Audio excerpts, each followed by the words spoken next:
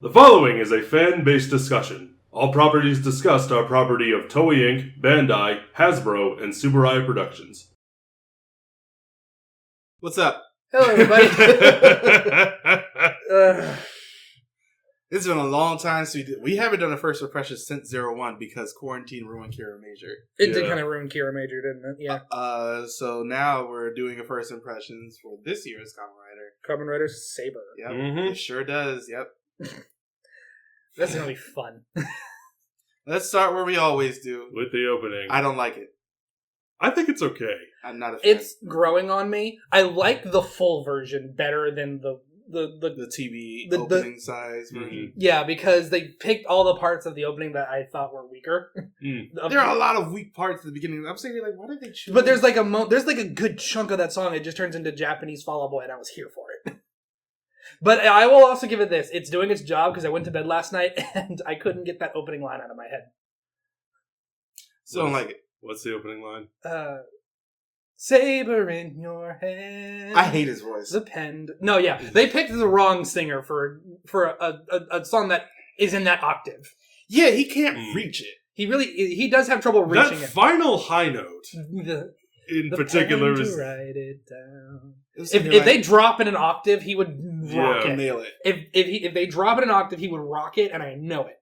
It's just like he kept reaching, and he could never. That quite his make falsetto is not as strong as they want it You to can be. hear the. It's like me when I try to sing high notes. But it's definitely not the worst opening we've had. No, Ghost still exists, but I still don't like it, especially because of the fact we're gonna go ahead and talk about this now. Talk about what? The ending should be the opening. The song? Yes. Oh, I could, yeah. It's a lot more energetic and it works better. Honestly, It's just it's like an okay song. but I see where he's coming from. Okay. I will admit that, and while we're on the subject, I will admit when we heard that Kamen Rider was going to have a dance ending for the first time, I was a little like, I don't want to say relieved, but my expectations were subverted a bit because it is a little more pulled back. It's also a different artist, similar musical style. Mm-hmm. I still don't like the ending. I mean, no, but I think it's definitely It's the fact that it has one. yeah. And it's a dance ending. I'm just like, both of these things are. Make the gun that I want to shoot myself with. Yeah, pretty much. I really That's a don't. little drastic. I'm a drastic person. Well, that I know. See, I don't mind the ending. I was channeling him and pretty much trying to finish his sentence. I don't like it. I can tell. I just Jeez. really don't like the fact that we have an ending and a dance ending at that. I wouldn't mind it as much if I didn't have to sit through the ending to get to the next episode preview. If they did the preview first and then the ending, I don't watch episode previews, so I just kind of shut it off when the ending starts. Pretty much, I'm just suffering through. I was a little curious. I would normally agree with you, but after episode 3, I wanted to see the next time since it's a 2-parter. Yeah, more or less. Yeah. Which, and also I will say this: that's a more well-rounded 2-parter than what we've gotten in Kamen Rider past in terms of why it's a 2-parter. In terms of why it's a 2-parter, yeah. How it was executed, no. But let's actually talk about this show. Shall we get into the? Let's start with the first into episode. the meat and potatoes. Potatoes. The meat and potatoes. Not even the papas. Just the potatoes. Anyway, meat and potatoes. Small potatoes. You're okay. It's early. No one can talk yet. Episode 1. Do you want to talk about the glaring issue that you have with this show? I just want to talk about the first 3 episodes as a whole. Oh, okay. All right. Because I don't care enough about this show to break it down like this. Well, the show. See, I do. The show irked me right from the beginning. With the narrator? With that narrator. Yeah. And a problem that speaks to a problem that I have with not just this show, but with Toku as a whole. It is a big problem, and that's... I've made the comparison in the past of a live-action anime. Mm-hmm. There are certain things in an anime or in a, even in a Western cartoon that work that do not translate into live action. This is one of them. You are at a 10. I need you at a 4. I texted Marcus, and he can confirm this. And I believe it says something to the fact of, I'm less than 20 seconds into Saber. Why am I already saying, oh no? You know what I think would have worked better? Not having a narrator? No, I think you could have done it with a narrator, but you know what? I don't know what they were going for, but don't make it the crackhead version of the Mad Hatter. I was just gonna So say the Mad Hatter? Yeah. No, even worse. That's my point. I was just gonna say like a weirded out Willy Wonka. Oh yeah, I was gonna say a guy in a blue Party City wig. that too. Yeah, that wig is tragic. Kamen Rider That wig is tragic. Kamen Rider has done narrators that are separate characters well before. Yeah. And so has... I was mainly thinking of Gaim, the DJ. Yeah. Like the Mainly one... because he got incorporated into the story so much. Yeah, the one that I always end up giving like a narrator to, like when Kaku Ranger? Exactly. Mm. But that's That part narrator. of the... Because that was part of the... style of story that it was being told. It was treated much more as theater. And At least for the first half. And I get they're trying to do the same thing where it's They're a trying to do storyteller. this. It's story time. This kind of reminds me of like a local theater actor getting hired to come read stories to children at the library. And that is not a bad thing. I'm not saying that's a bad thing by any stretch of the imagination. But he took it a little too far. Just you need to tone it down a little. You're at a 10. I need you at a... I don't want to say a 4, but I need you like at a 6. Hashtag this show. You know what narrator that I was thinking of would have done a better job? that is a going Or at least style of narration I think would have been a better job. Did you ever watch Gankutsuo, The Count of Monte Cristo? Yes! You know how every episode opened with Mesdames et Messieurs? Yeah. Bonsoir. It was the French that kind of got me thinking about this.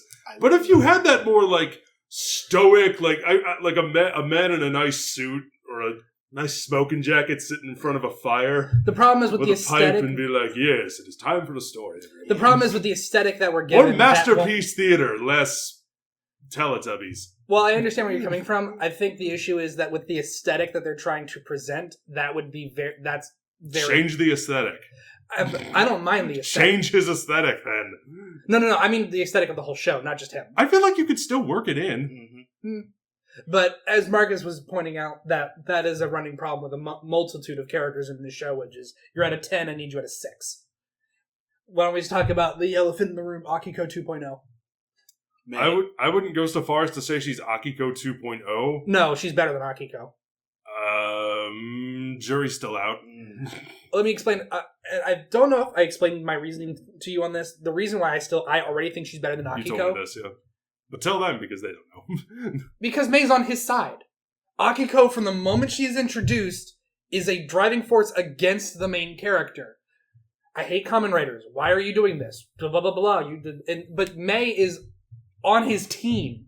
So yes, she's irritating as all hell. But at least she's on his side. That's why I say better than Akiko. And tell me I'm wrong. But I agree. Mm-hmm. The problem is the performance. Yes. Oh, absolutely. It is the performance.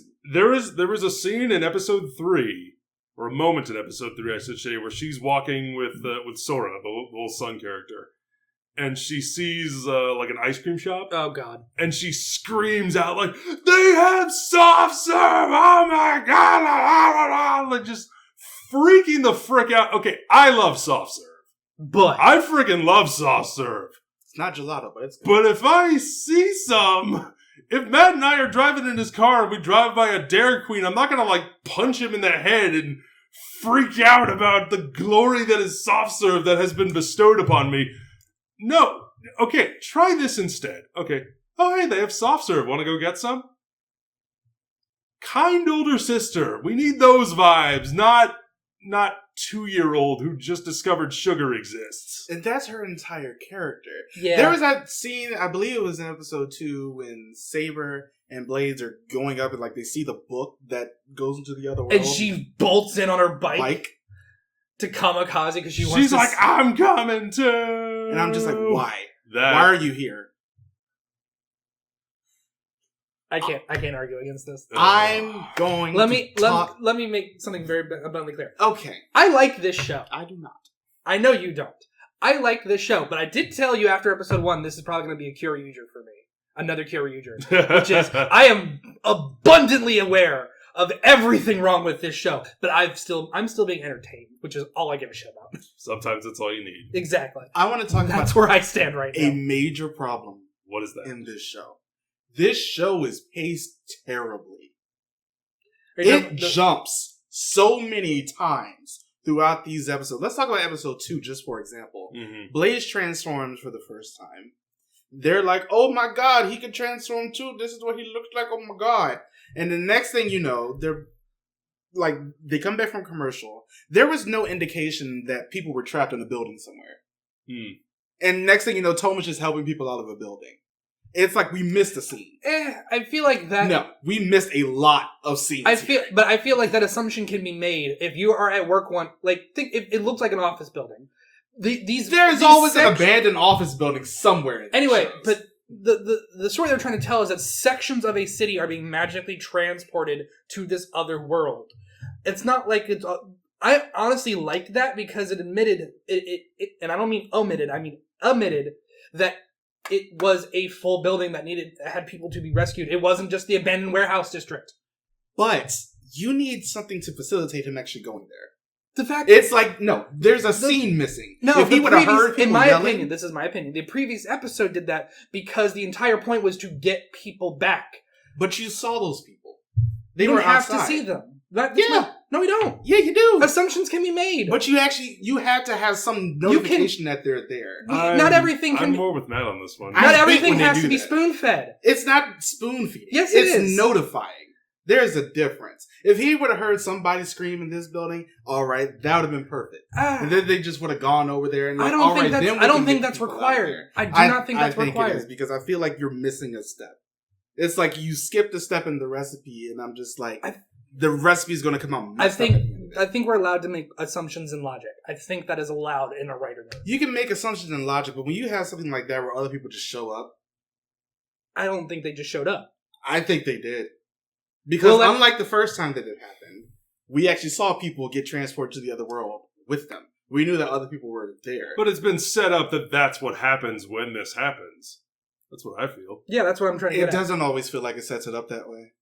Because of the fact that First of all, you're declaring that after 2 episodes, technically. I think I understand where Marcus is coming from. Oh, no, I absolutely How many, let me put it to you this way. How many fight scenes have we seen throughout all of our time watching Toku where they will be in one area, they'll be like in a square somewhere, there'll be people walking around, they'll punch each other, and then we'll just scene cut to a scene that's in an abandoned warehouse. Oh, I hate when they do that too. Yeah, they do that a lot. I hate when they do it's that. like, okay, there are people here, we gotta get away from the people, we'll use the magic of editing to get ourselves away from these people. That I will fall under that category. We missed a scene or 2.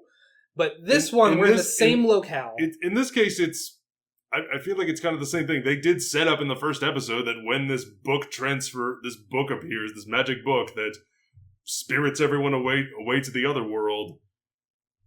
If you're in that section, if you're in that section, you're going to get taken in, and not everyone is going to come running out and to see what's going on.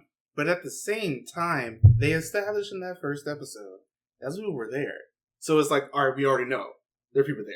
Yeah, that's it. That's exactly what we're saying. saying. In the building, we don't know if anybody's there. It's just there are so many people coming out. But because we have made that distinction that people are being transported against their will, we can make the assumption that people are in these buildings. See, I'd rather not make an assumption, especially this early.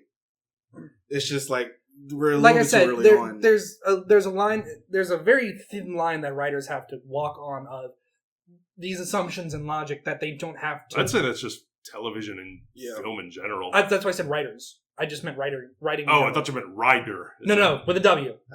No, that writing in general has this. When it comes to, do we spoon feed this information to them, or do we let them assume and figure it out on their own? That's this, and we're on you and the two of us, and you are on opposite ends of this line. I think that they are allowed to kind of allow us to make that assumption, and not like just because if they spend every time going, there's a person here, there's a person there, there's people there, there's not going to be enough time for the rest of the show.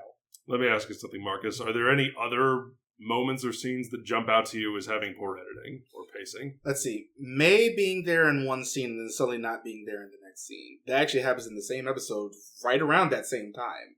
Where it's like she was just suddenly hiding behind a pillar and you don't see her anywhere for a good minute. Even though the pillar is in sight, you don't see her. Until the whole grasshopper thing happens. Is the pillar big enough to hide her whole body? Not really. Okay, yeah. I can't remember how big the pillar was. Yeah, it's like that whole grasshopper thing when like the sound part happens. It's just like she just crumples down to the ground and that's about it. I can give you that. But Also, it just feels like in that first episode. I remember praising the first episode for not giving us another form immediately because we just finished talking about Ghost here. I felt like I could not. I still feel like they gave him another form too early. Oh, absolutely, way too early. But there's a lot of issues. I will say that. this: that he's not getting the book for that form and the form in the same episode is what it seems like to me. It's always I beat the monster, I got this book. Next episode, he gets the form. It's not all like so. Like, I forgot he got Peter Pan in episode 2 and then used the form in episode 3. Let's talk about the pacing. We'll go off of the first episode. Yeah, that's fine. That flashback sequence at the beginning was awful and unneeded because of the fact it felt like it set up too much right away. But especially with how fast that first episode moved, just like, all right, we're here. But now we're going to go visit this kid, and now we're transported to another world, and now we can transform, and now Blaze is here. Oh my god, I felt like I couldn't breathe. See, and that's not my problem I had with this first couple episodes. In terms of the flashback, it's setting up the main character's arc, in my opinion. Like, without that, it's just some guy who happens to have a book for some reason and can transform and pull this sword out from the ground that the other guy, I will admit, him showing up out of nowhere to be in the background just to spout exposition, yes, was a problem. But it all served a purpose of setting up the fact that there is more to this main character than is being presented, because he literally said Homo sapiens cannot wield these swords. So it's supposed to set up this character arc and this mystery behind these lost memories. I'm not saying I disagree with you, but I understand why they're doing it. It's like those first 3 episodes. I've never felt like I couldn't breathe more in the first 3 episodes of any writer that we watched, except for probably Ghost. Wow. Oh my god. I'm just sitting here looking at this thing like, all right, here's a writer. Here's a new form. Here's a writer. Here's a new form. Here's a writer. Here's a new form. Episode 4, by the way. Here's a new form. Here's a writer. I know. Fucking stop. That's the thing I want more than anything else. I hate the fact that we're getting 15 separate characters in these first couple episodes because I'm sitting here like, I don't know any of you. I feel like they introduce things a little too fast, but they don't give what they introduce enough time to let us digest it and build it up. They do not. And I'm sitting here. The way he is introduced to this, secret society of, people that are hunting things. At the North Pole. And the bad guy, the Fortress of Solitude, if you will. Yeah. Which, not a bad thing. No. I actually thought they're... I would call the Library of Solitude. Yeah, that works too. Nice. Thank you. But like the way that's all set up, and it seems like it moves a little too quickly. Like the woman who runs it, we don't really get to meet her that much. I fucking loved her. Hi, here's my exposition. Bye. That's exactly what she did. Yeah. I will admit. No, even worse was episode 3, where the guy with the tool belt showed up out of nowhere and we got nothing about him. More than obviously going to be in the Green Rider. I just love he walked in. He's like, by the way, Saber's gone. Who are you? Bye. No, what? Come back. I have questions. Has such terrible pacing with its I will admit, like I said, I will admit all the issues you are not wrong. Pacing is a weird thing. Caliber showed the fuck up out of nowhere. He's just the bad guy, along with these 3 other bad guys. No, sorry, not Excalibur. What is the episode 3? Buster. Buster. Mm-hmm. Buster showed up fucking out of nowhere with his kid. I will admit that was kind of funny to me. But I kind of like the idea of single dad Kamen Rider. Yeah. No, that's great. And if he is a single dad, there are some bits I will admit made me laugh. I'm not proud of it, but some bits made me laugh. Like what? Pretty much how every episode somebody else is showing up, some new character showing up on something magical, and it's just like the carpet. The carpet. He turns into a spot of this week. We already have a 4th rider. We're on episode 4. I know. I'm not disagreeing with you. But I love how episode 2 guy shows up on lion. Episode 3 guy shows up on carpet. I thought it was fucking funny. I don't think I laughed once throughout my entire time watching it. Like I said, I'm not proud of it. However, I will admit, my only character that I really like in these first couple episodes is Blades. Blades is pretty fun. He just has that kind of fish out of water. He seems like almost a bastard man, but he's not. But his smile is the best part of it. He's not so much a bastard man ignorant. as he's ignorant and naive. Yeah. But it always comes off as dick. And I love him for it. It's like, why did you come up show up on a fucking lion? I read somewhere that wearing shoes indoors was against your culture. This is better. Lord, the CGI in this show. The CGI is not great. I disagree. The budget. I disagree. Wait, okay, I think the CGI is better in some places than it is others. But that first episode where they go to the book world and they do the sword, fight, the massive sword that appears out of nowhere. I actually thought that was okay. It was okay for a Japanese TV show. Like I remember the CGI in 01's first episode wasn't great either. No, but I think that's because of the fact that the entire thing was CGI and Saber. With 01, we're in a bus. But I mean, when they go to the other world and it's like all CGI, like the whole world and them themselves, yeah, the rendering on it isn't great, but the lighting is great. The lighting, and I will admit, the design also. And usually when CG looks bad to people, the lighting is what throws it off. Because usually the rendering is top notch, but if you light it wrong, then it's gonna look weird. I would like to go on record that I love, other than the narrator, I love the aesthetic of this show. I think the forms look good. I think the monsters look good. I love the fucking layer with the dangling hands that write in books. That looks so cool.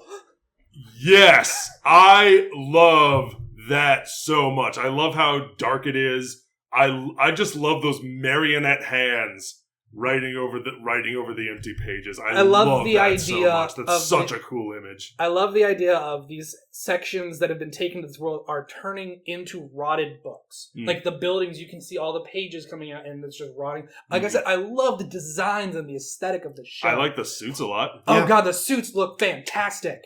Even fucking Blade looks better. Who we did have a problem with because of the line on his chest. But it looks better because they don't really focus on his chest much. No, it's all in his face. I love the idea. I did love one moment in episode 3 where he tries to use Peter Pan and fails miserably. And Blades goes, I think that's more suited to my style of fighting. It's nice to have a reason as to why Blades gets a form and Saber doesn't. And I love Peter Pan's look. Oh my god, that was so cool. And I love the action. Also, I love how the fact that it's Peter Pan, but it's Hook. It's the whole story. Yeah. Because it's fairy wings and then a hook. Yeah. I love the finishers. I love the aesthetic of watching the book turn to show the move as like it's a tutorial book. What? I'm okay with it, but I'm talking about the aesthetic. Not. I know. I feel like it takes a little too long. And I don't really like the fact that they're sort of stock instead of being on site. Yeah, because it is them against a green screen, and they keep showing that footage. I understand it's because of COVID in some cases. Yeah, that they're doing that, but I'm sitting here like I don't really like that. And I don't really like the transformations either. Because I don't like the transformations. Yeah, I don't. Like they were a little too busy, and they're a little too long. Yeah, I think it's because of the fact that I'm not the biggest fan of. The transformation sequences are always too long in the beginning. I'm glad they are narrated as opposed to a song from the bells. Yeah, that's fair. That's a nice change of pace. That is also a really good way to kind of incorporate the storytelling aesthetic they're going for. You know what it reminds me of? What? The beginning of every fight in Soul Calibur.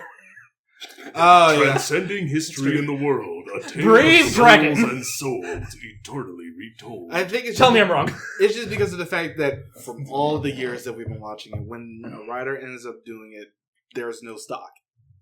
It's just on site. But they're doing it. I think you are also right. COVID does have something to do with that. It probably does. Because then we have the one thing we do like that is always on site is the teleportation sequence where the book shows up and you see the person moving as like through a flip book. I like that. That's what I'm saying. That's a cool aesthetic choice. That's a really cool aesthetic choice. And I loved in the episode 3 where we saw the new guy just walk in. The book doesn't go away, and then you see the other two show up. Yeah. So there are a lot of really great aesthetic choices, which I think is one of the reasons why I'm actually liking this show, because I just like looking at it. It's really pretty to me. Aesthetics always isn't taking a backseat for me. See, it's like the story has to be the thing that actually motivates me to really want to watch it. But that's why I liked watching 01 so much. I know. And I know that this is a separate series, but I'm sitting here like, we're just coming off of 01, which was amazing. And then we get this. This is like what happened from X8 to Build. See, that's only a comparison you can make because we haven't finished X8. But I can see what you're saying. And I understand what you mean because I watched 01 as it finished too, but the moment 01 ended, you kind of have to stop comparing it to that because it's... No, I'm not going to do that. It just went off. I know. I love the idea. It's very how the form changes work, where it's his left side, very W-like. And I love all the design choices. I don't hate every character. I mainly only hate May. I don't particularly like anybody either. Yeah. I hate May, and I kind of hate the new guy. Because he's a dick. Blades, he's probably my favorite just because of the fact that I like his personality. But Buster, here's a weird thing, and this is sort of my problem with... He seems to have a warrior's pride as his only character trait. Yeah, but I also don't get... Well, no, he also has some things because he used to be friends with Caliber. No, I think we're talking about two different people. I'm talking about Buster. Are we... Single dad. Yeah. Yeah. They didn't really reveal that he used to be friends with... Apparently he did, so I'm Well, I saying... mean, they all used to be, technically, because Excalibur betrayed them. I don't think it was all of them, because I don't think Blades... But the guy who showed up on the carpet seems to have a closer relationship to Excalibur than the rest, is what they were kind of trying to imply. But no, he's kind of got that, I'm a dad and I'm a warrior, and that's it. My question is... I do like the fact that he doesn't have a belt. I feel like... yeah, but at the same time, I'm wondering why... And this is just something that I am just completely and utterly flabbergasted by. Why did he leave when they got into the book? It's like the way that they did it, because when they went to go chase after his son? Yeah, it's like the way that they did it was just so weird. Because the person who, like the monster who actually came up with the book, immediately showed up afterwards. That's kind of the thing, is that I feel like it shouldn't have been them. It should have been Buster. One, because we just saw this fighter. I'm saying like we should at least get to know his fighting style and how he fights a little bit more. And two, this is his story. But here, my counterpoint to those, and I understand what you're saying. My counterpoint to those is we got his fighting style in the first fight, and we can also kind of get if you know enough about the blade that he's wielding, he's slow, heavy strikes. He finishes it in one if he can finish it at all. Because that thing's heavy or he's going to get tired very quickly.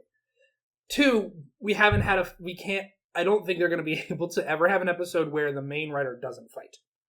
And we've already made it abundantly clear that this character does not respect Saber in any way, shape, or form by calling him a novelist in a condescending manner every chance he gets.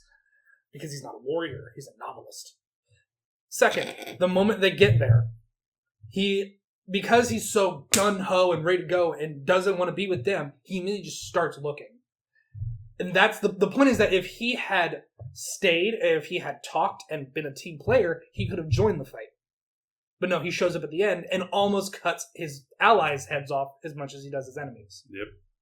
That's the character they're trying to portray, is that he's stubborn as fuck and gives no shits about... especially when his son is involved, he will cut off Saber and Blade's head to get his son back. I still think it's a really odd choice. No, it was not be him. The execution, I think, was odd. The execution was not great. No, I think Saber and Blades should have been searching for like even a millisecond, and then they found the monster. I think that would have kind of given that a little bit more of, well, if he had searched with his comrades, he would have found It's like they tried to rush into the action. Yeah, but... Which is just a lot of the issues that I'm especially having with this show, because it's just like, we don't know anybody, people are just showing up, and pourquoi. Yeah, I know. But and also, another thing about his fighting style, both fights he's in, what's the first move he's done? A finisher. He literally goes all out immediately. Both fights all we've seen him do is a finisher. He shows up, does a finisher, kills the bad guy, and leaves. That's his fighting style. Even still. I didn't say it's... but I'm just saying, like I said, if you have the writers are giving us the room to make these logical assumptions. And without having to him walk on screen and go, "Hi, I'm Buster. Here's my fighting style, my fighting stance. I use a cloud-sized Buster sword."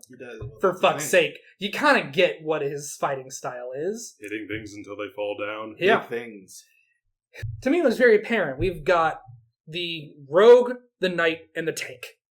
Immediately. This is being set up very RPG-esque. I mean, though... At the same time, it's also being set up very Sentai-esque. These are two separate shows, and they're fitting like one. And I'm enjoying Kira Major a lot more than I'm enjoying Saber. Yes, I know Growing Pains, but at the same time, I'm just like, With Kira Major, I sort of already know what I'm getting into. They're moving into the story. The characters are a lot of fun. Mm-hmm. Even if Sayo still really needs a focus episode specifically on her profession like everybody else got. But at the same time, I'm sitting here watching Saber and I'm just like, I don't want to watch this. I don't, but another thing is, I don't know if... it's been a couple of years since I felt like that about a writer. Wow. It's like a build. I mean, the sad thing is, we've established on many occasions that you, in terms of Toku, you've always favored Sentai more than Kamen Rider. It depends, because... Overall, I'm saying. Yeah, they're just more of them. So, but I've always been the opposite. I've always favored Kamen Rider more than Sentai. Mainly because Kamen Rider isn't as formulaic as Sentai, and I know we're pushing the boundary here in Saber, but at the same time... At the end of this, we're going to end up having like 47 writers. Jesus.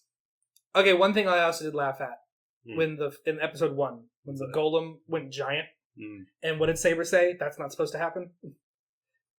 Something like that. Which there's something wrong. He's like, that's not supposed to happen. And I'm like, are they jabbing at the fact that this isn't Sentai?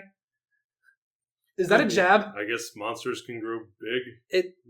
But that's never done a sense. But I mean, we're only 3 episodes in.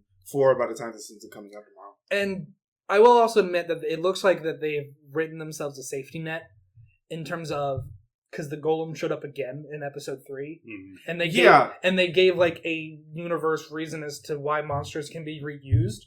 Probably because they'll probably have to reuse the suits. Yeah. So it looks like stretching their budget. Yeah, it looks like they wrote, and I'm glad they wrote themselves a safety net as opposed to just did it early. Another one. And did it, as opposed to we just made another one. I said, that could be your safety net too. I know, but I think this is much a more in-depth safety net. But I wish it was less of a throwaway line. Yeah, because this is something that we're definitely going to talk about when we get to XA. When they start using monster suits, there is a very, very specific reason why they can do it. Because what happens in video games, you have a copy of Kingdom of Amalur, so do I. So, we all have copies of Ghost of Tsushima. Yeah. So, what I just thought of is give a reason to bring back the first monster Saber fought, and then I feel like it was way too early to do that. Give me a second, let me finish. Then have, forgot his name again. Saber? Blades? No, Buster. Espada? Have Buster show up and beat the same enemy in one hit that took Saber how long to beat, as a comparison of power. Still. I'm not, like I said, that literally just occurred to me as we were saying it. It's just like, still, we just saw this monster. Yep. No, I absolutely admit that they are introducing too many writers too quickly. Too many writers, not enough anything else. Well, too many writers and characters and not enough anything else. It's moving really fast. I feel like, again, we're only in the first 3 episodes, so, give it time. But I feel like no one has been really properly characterized yet. No, they haven't. No, they've been given quirks. But again, we're only 3 episodes in, so there's plenty of time. And Q Rangers surprised us with how, It took us a little bit for that. Stinger was the first one that got... Because it's not a question of having too many characters, it's a question of can you write it well? I'm saying that Q Rangers surprised us by giving all the annoying characters Riddlin. Like, Lucky chilled out. It's just like, yes, I'm going to end up comparing it to 0-1 because that's the last time that we did it in comparison. And I know it's a separate writer. But, writers are taking things from each other. Again, with a W. Just like, people have taken things from Kobayashi. People have taken things from the writer. That's just the world of fiction. Here's another thing. I know, but it's just like with this, when you go back, and I actually did go back and watch the first 3 episodes of 0-1 just to like, for comparison to this. 0-1 paced itself extremely well. It's like, all right, Izu knows a lot. We're going to go ahead and have Aruto be the newbie, have him come in and be the president. And but he also got a new form every episode. Yeah, but it wasn't nearly as bad because it was just focused on him. No, it took a little bit for Vulcan and Valkyrie to get there. I'm not disagreeing with you. With this, it's just like... hold on. No. I got to finish with that. No, you're probably... Because it's just like, with this, it's just like, I don't know really anything about these characters. I don't know anything about really the world that they're living in, except the book is like apparently the end all be all, and the fact that the bad guys just want to get control of For having a narrator, it doesn't really tell you much. No, it doesn't really do anything. I'm just like, I'm watching this show, and like I said at the beginning, it feels like I'm in a whirlwind and I cannot breathe.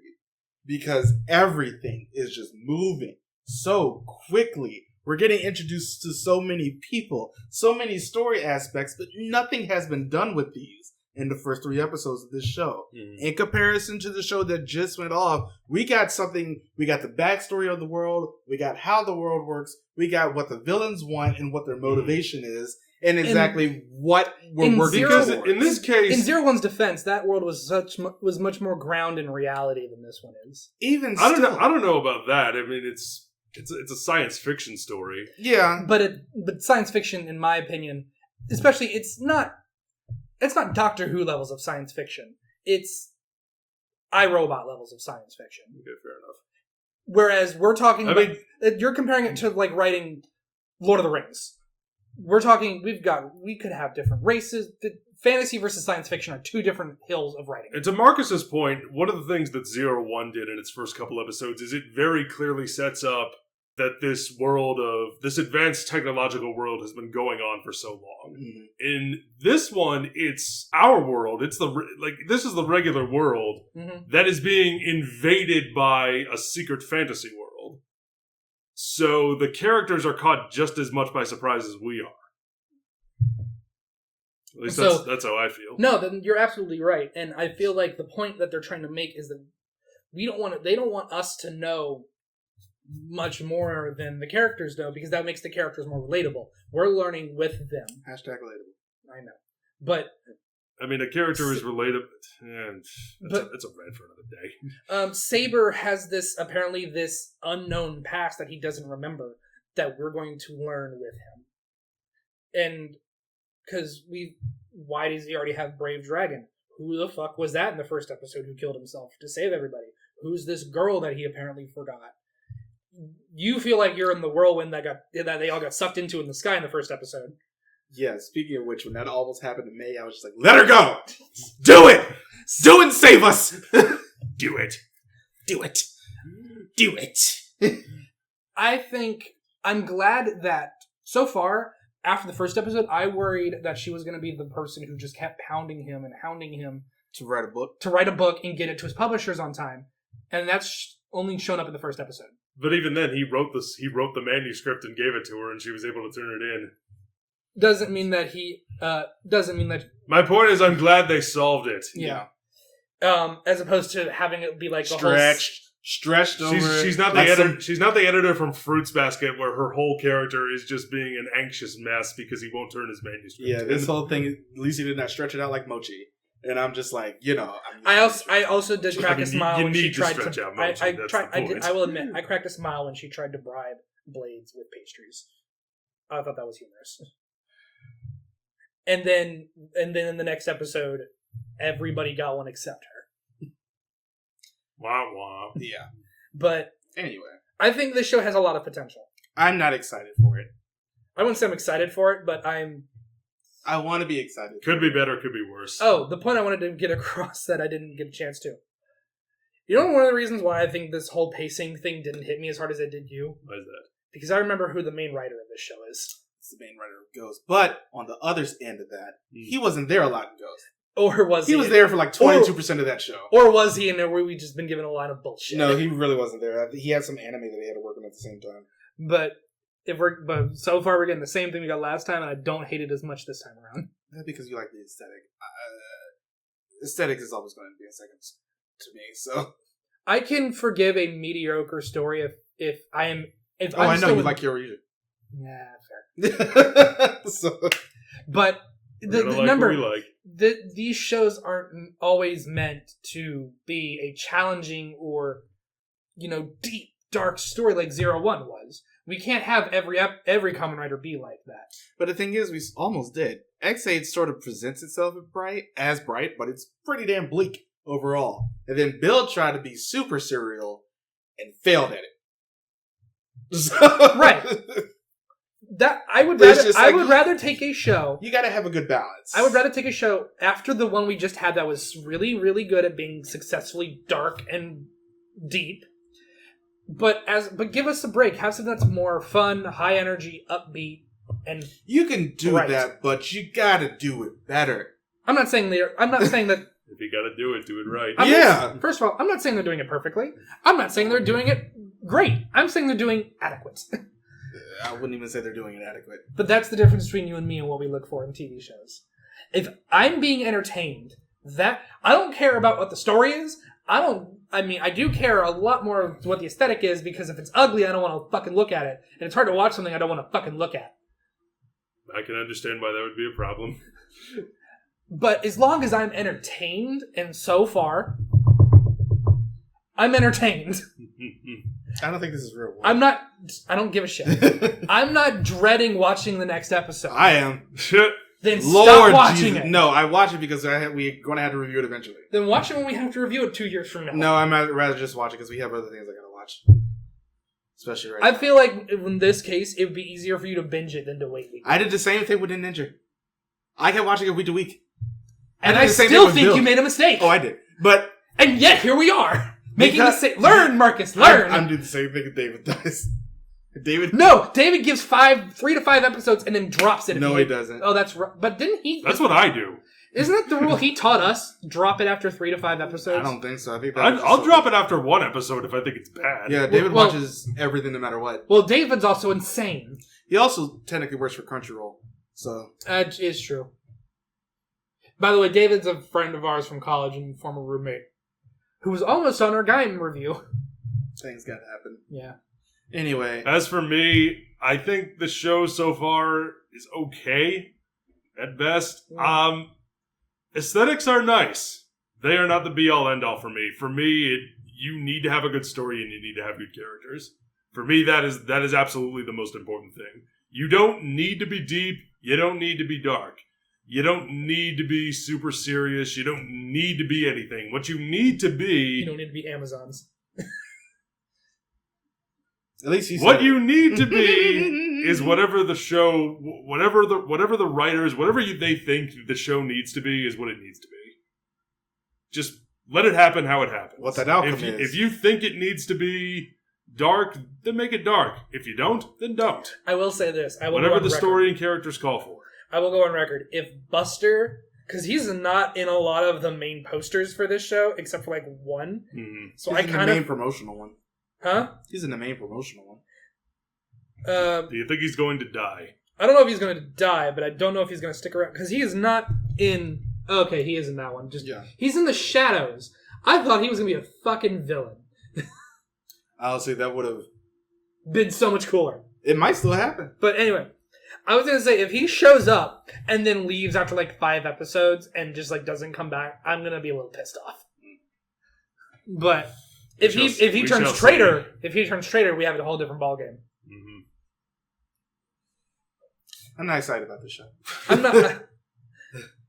It's just like I really wasn't. Here's another thing. I wasn't excited about 01 after 3 episodes. Yeah, then it's just like I was, because I'm sitting here like I know this writer, I know what he can do, and I know he'll probably steer us in a very good way coming off X. See, I didn't know this writer. Yeah, and like I was like, okay, there is a lot of potential to do good here. There's a lot of backpedaling room too. Ooh. So, in this one, they don't have much room to backpedal, but that much before they hit a wall. Better to start at closer to the bottom and work your way up than to start halfway up and then fall. If that makes sense. Yeah, just like build it. Yeah. Anyway, this is, I think, our longest first impressions. Because I think it's the first one we've ever had such differing opinions on. Yeah. Mm. But yeah, let us know what you think about these first couple episodes of Saber in the comments below. Please do. And don't forget to join us for episode 100. Oh, yeah. Which is next week. I need to watch that. Mm-hmm. But yeah. Have we officially announced what it is? Yes. Oh, yeah. Okay, I didn't... We'll tell you after. I know, he told me. I just didn't know if we officially announced it. We did. Okay. Bye, everybody. Follow us on all the things. Bye. Bye.